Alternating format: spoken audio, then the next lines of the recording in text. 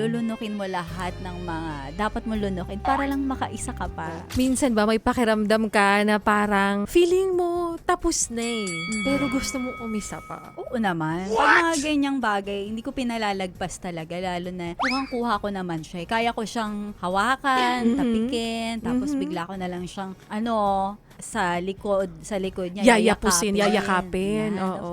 Na para Dito bang pa lang. nangihingi ka ng signal na parang Oo. pwede bang isa pa? Oo, pero nangyari na sa'yo yan, na umisa ka pa. Oo naman. Eh kasi syempre, wala eh. Nagmamahal ka lang.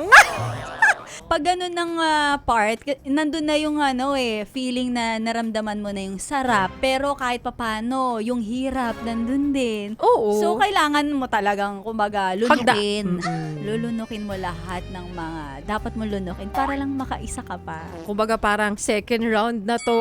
Alam kong mahihirapan ulit ako.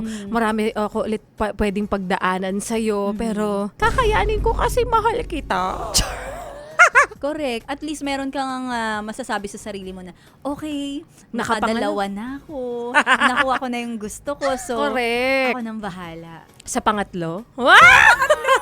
Pinag-uusapan po natin dito ay, minsan ba, parang hindi nagiging enough sa'yo yung una, kaya humihingi ka pa ng pangalawa? Kapag halimbawa, pagdating yan sa pagmamahalan, Yes. sa relasyon, di ba? Na parang feeling mo, dapat maghihiwalay na kayo, pero nanghi ka ng second chance. Second chance.